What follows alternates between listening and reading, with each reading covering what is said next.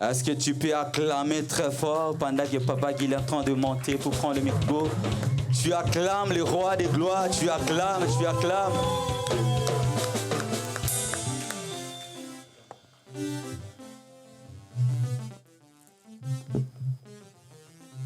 Bonsoir, bonsoir, shalom, shalom. Est-ce qu'on peut encore acclamer Jésus plus que ça? On peut acclamer Jésus plus que ça. Est-ce qu'on peut se tenir debout et acclamer le roi des rois? Le roi des rois. Alléluia, alléluia. Amen, amen, amen. Reprenons nos places.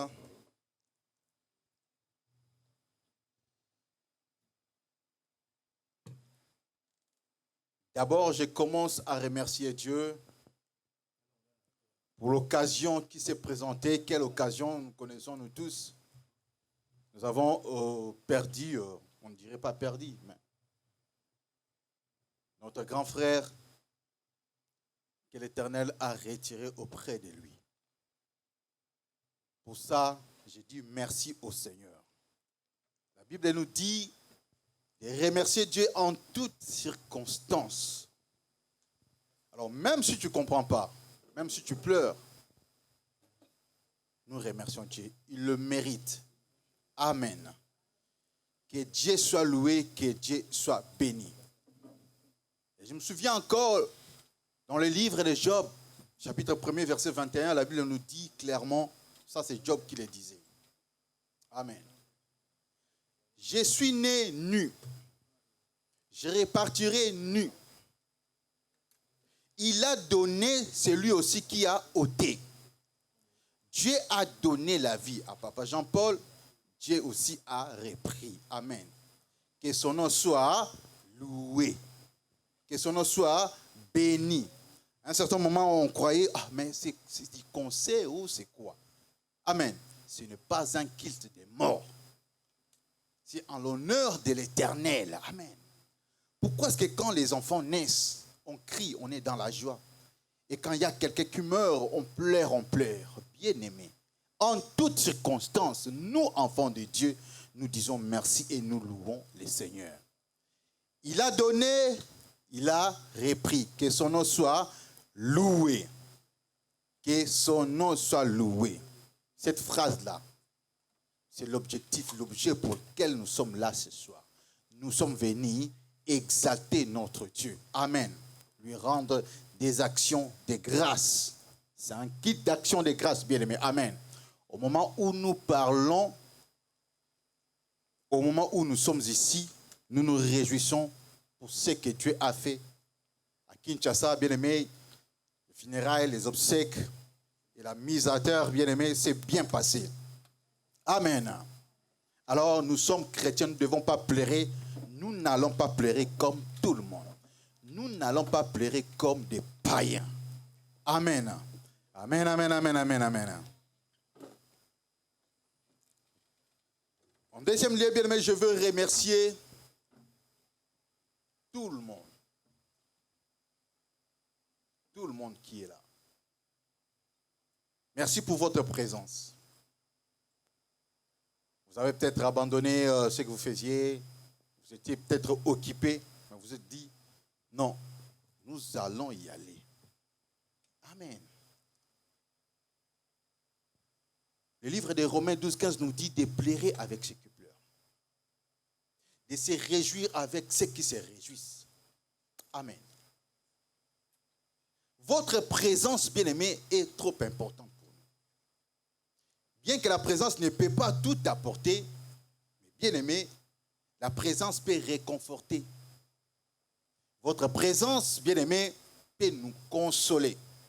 Amen, amen, amen. Amen, amen. Donc, vous avez fait bien d'être là. C'est pourquoi, au nom de la famille Osoba, je vous remercie infiniment. Amen, amen, amen. Que Dieu vous bénisse abondamment. Je prierai aux pasteurs d'occuper leur place devant. Ils ne peuvent pas rester derrière. Amen, amen, même s'ils viennent en retard. Amen. Je m'en vais rapidement présenter qui était Jean-Paul. Rapidement, je vais passer. Notre grand frère Jean-Paul, c'était le 4e de la famille. Une famille de 10, dont je suis le 8e. Alors, imaginez, Papa Douglas vient juste après moi, c'est le 9e. Amen. Jean-Paul a vécu. Amen. Aujourd'hui, on crie, on pleure. J'ai toujours dit, quand un homme meurt, quand il y a une personne qui meurt, on cherche à déterminer les causes. On cherche à déterminer pourquoi, ça vient d'où, des enquêtes. Mais bien aimé, il y a déjà quelque chose qui a été déjà déclenché, acté sur le plan spirituel. Ce que nous voyons, bien aimé, physiquement, c'est le résultat de ce qui a été déjà acté. Amen. Vous pouvez lutter, même les docteurs meurent. Vous pouvez vous soigner. On peut vous amener ici en France, en Suisse, vous soigner. Mais vous finirez par mourir. Amen. Alors, bien aimé, la mort de notre frère Jean-Paul ne peut pas nous laisser trop tristes. Nous n'allons pas continuer à vivre dans la tristesse parce que Jésus a vaincu la mort. Amen. Jean-Paul était évangéliste. Jean-Paul a eu 9 enfants. Amen. Mais bien aimé, Jean-Paul a fait sa vie. Excusez-moi. Jean-Paul a fait sa vie. Nous ne sommes pas venus ici pour célébrer Jean-Paul ou la mémoire de Jean-Paul. Je l'ai dit. Amen. C'est un kit d'action de grâce à Dieu. Ce n'est pas un kit de mort. Ce n'est pas un kit pour Jean-Paul. Raison pour laquelle il n'y a même pas une photo de lui ici. Amen. Nous sommes venus dire merci. Seigneur, pour ce qui s'est passé, merci. Même si nous pleurons, merci. Même si nous ne comprenons pas, merci. Job a eu à le dire. C'est toi qui as donné. C'est toi qui as repris. Que ton nom soit loué. Raison pour laquelle nous louons Dieu ce soir. Amen, amen. Alors, la mort en soi, bien aimé, nous devons comprendre la mort en soi, n'est pas une fatalité. C'est vraiment pas la fin. Parce qu'après cette vie, nous avons une autre vie. La vraie d'ailleurs. Amen. Après cette vie matérielle, nous avons une autre vie. Et c'est la vie qui continue pour l'éternité. Si tu as servi Dieu, si tu as crié en Jésus, tu auras la vie éternelle au paradis, au royaume des cieux. Bien aimé, si tu as rejeté Jésus, c'est l'enfer qui t'attend. Amen, amen, amen, amen. Amen, amen. À un certain moment, il faut se demander, il faut se poser des questions. Pourquoi est-ce que je suis né? Aujourd'hui, on peut parler de Jean-Paul. Jean-Paul a fait sa vie. Mais chacun de nous a une mission sur cette terre. Il se pourrait que Dieu l'a rappelé parce que sa mission a pris fin.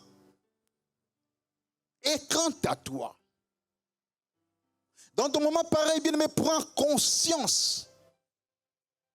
Je viens consoler une famille. Mais quand il arrivera mon tour, où irai-je? Qu'est-ce que je vais expliquer à Dieu? Dieu t'a envoyé sur cette terre, bien-aimé, avec une mission. Tu n'es pas un animal. Amen. Alors, sache à déterminer, c'est quoi alors ma mission? Jean-Paul a vécu, il est passé. Moi aussi, je vais passer. Ces jours-là, qu'est-ce qu'on dira de toi? J'ai l'habitude, bien aimé, quand je passe à côté d'un cimetière, je me pose la question, ces gens aussi étaient comme moi. Ils avaient des enfants, ils avaient de tout, de biens, voiture, peut-être la maison. Parce que Jean-Paul a laissé 9 enfants, je vous ai dit. Jean-Paul a laissé une femme. Il a laissé une parcelle. Tout ça. Bien aimé, à quoi sert un homme de gagner tout ça s'il perd son âme? La fatalité, bien aimé, ce n'est pas la mort en soi. C'est l'endroit où vous irez. Amen. Si Jean-Paul avait servi Dieu du fond de son cœur, sincèrement, il est au paradis. Alors moi, je ne suis pas là pour vous dire, non, il est au paradis, c'était un évangéliste, il est au paradis. Je ne connais pas son alliance avec Dieu. On peut se tromper, on peut aussi tromper les gens, on peut être là et faire une facette d'un évangéliste, d'un pasteur. Je viens à l'église, mais Dieu ne te connaît pas. Et moi aussi, je venais à l'église. Aussi à Kinshasa, je fréquentais une église. Tantôt plus tôt. Des fois, je viens, des fois, je me fatigue. Je dis, ah non, je suis fatigué. Mais un jour, un ami m'approche, me dit, Guilain, je t'appelle, viens à la prière, tu refuses, tu refuses, tu refuses. Aujourd'hui, si tu meurs, où iras-tu? Bien, mais c'est en ce moment-là que je me suis converti. Dieu a fait grâce que je sois converti. J'ai dit, oh, ça c'est quelle question? Si je tombe ici, si je meurs ici, où irai-je? Où irai-je? J'ai pris conscience. Et c'était la conversion, la vraie conversion alors. Parce que j'ai parti à l'église comme tout le monde. J'étais aussi intercessé, tantôt plutôt. Mais lorsqu'on m'en a parlé, j'ai pris conscience. J'ai dit oui. Parce que bien aimé, sortir le matin, aller travailler, s'occuper de ceci ou de cela, à un certain moment, nous oublions que la mort existe. Aller dans des hôpitaux, passer à côté des cimetières. Bien aimé, il y a des gens qui descendent, il y a des gens qui meurent. Chaque année, 53 millions selon l'OMS, 59 millions qui décèdent. Presque 60 millions. Ce n'est pas parce que c'est dans votre maison, vous dites, nous allons penser à la vie. La Bible dit, souligne, c'est la fin de tout homme. La mort, c'est la fin de tout homme. C'est le passage obligé. Amen. Passage obligé. Quand on vit, on pense que non, moi je ne meurs pas. On fait même des projets de 2 mois, 3 mois, 5 ans, 10 ans même. J'ai parlé avec Jean-Paul, bien-aimé. Cette maladie l'a emporté, bien-aimé, il n'a fait que presque 1 mois. 1 mois de souffrance. Amen. Il avait aussi des projets. Jean-Paul avait des projets. Tel que tu es là, tu as aussi des projets. Est-ce que bien-aimé, qui t'a dit que tu auras 5 ans de plus? Tu auras 10 ans de plus. Tu fais des projets. Le dimanche, Papa Emmanuel, le pasteur, qui est là derrière, il me parle de son frère à l'église qui est tombé. On l'amène rapidement à l'hôpital. On dit que son cœur avait lâché. Oui, bien aimé. Le frère était là le jeudi et le vendredi, il est tombé. Le cœur a lâché. Amen. Il venait du travail. Mais il était en bonne santé. Il bougeait, il dansait. Il venait à l'église. L'homme ne connaît pas son heure. L'homme ne connaît pas son heure. On peut faire des projets, mais la Bible dit, c'est à Dieu qu'appartient les derniers mots. Est-ce que tu as encore 5 ans de plus? Tu le sais? Ou peut-être 1 mois de plus? Tu le sais? Alors nous, en tant que chrétiens, nous devons être prêts.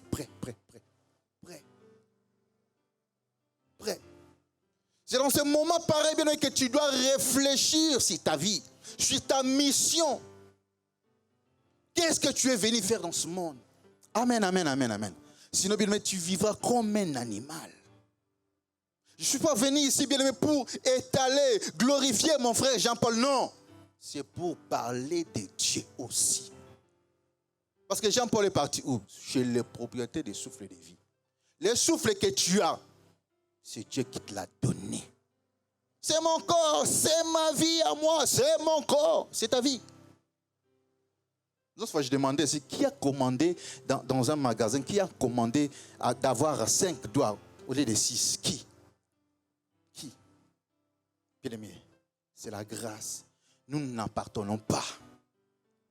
Nous tous nous appartenons à Dieu. Ton souffle appartient à Dieu. Et ton âge bien-aimé est lié à ta mission. Amen, amen. Amen. Est-ce que vous êtes là? Amen, amen. Le livre de Josué, 13, premier chapitre. Amen. Dieu est en train de dire à Josué, Josué, tu es devenu vieux. La mission ou les contrées, les terres qui te restent à soumettre sont encore grandes. Ça veut dire, active-toi. Josué 13, premier verset. Amen. Dieu dit, Josué, tu es devenu vieux. Moi, je me suis posé la question. Est-ce que Dieu n'était pas capable d'augmenter le nombre de vies de Josué? Parce qu'il y avait la mission. Parce qu'il en a fait pour Ézéchias. Ézéchias a demandé, Dieu a rajouté 15 ans. Pourquoi il ne pouvait pas faire pour Josué?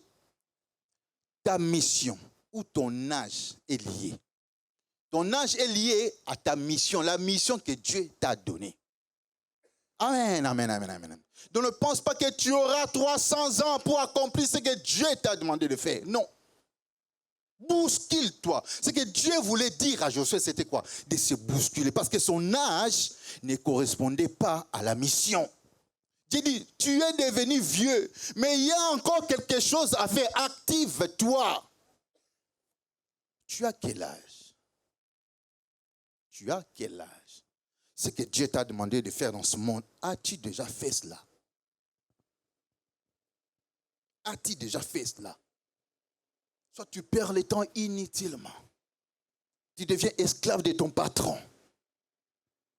Ton âge correspond, bien aimé. Nous emmagasinons, nous voulons gagner, nous voulons... Bien aimé, laissez-moi vous expliquer. Hein. Prends conscience de la mission. Prends conscience de ce souffle de vie. Bien aimé, si tu fais semblant, tu gagnes de l'argent, tu emmagasines. Dieu viendra juste après. Tu n'auras même pas le temps d'en bénéficier. Tu n'auras même pas le temps. Bien aimé, ce sont les autres qui vont en bénéficier. Je vais construire une maison. Je n'ai pas le temps, vos histoires là, non, moi je bosse. Ta maison, d'autres personnes y habiteront. Ton argent laissé en banque, bien aimé, les autres vont s'en occuper. Tu travailles pour les autres.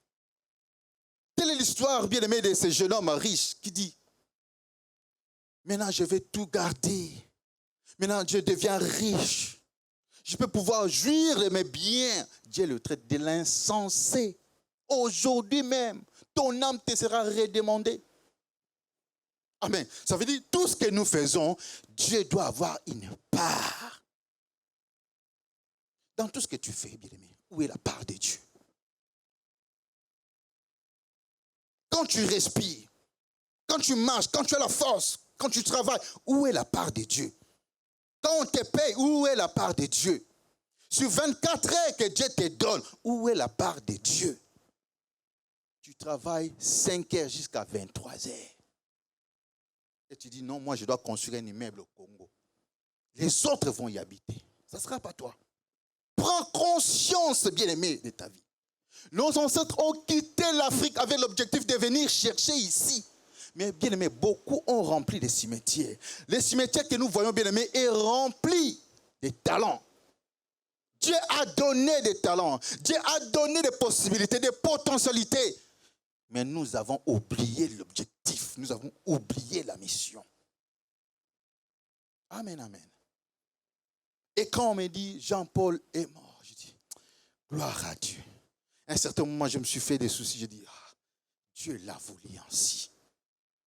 Si ce n'était pas la mission, moi, ça c'est ma conviction. Si tu es de Dieu, tu sers Dieu. Si ce n'est pas le temps, bien aimé, tu vas y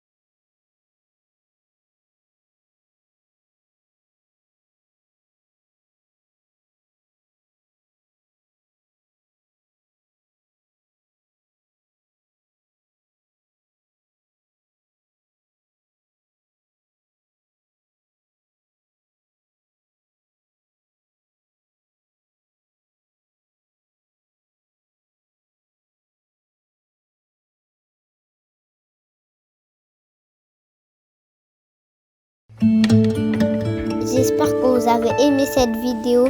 Sinon, n'hésitez pas à liker, vous abonner et activer la cloche de notification.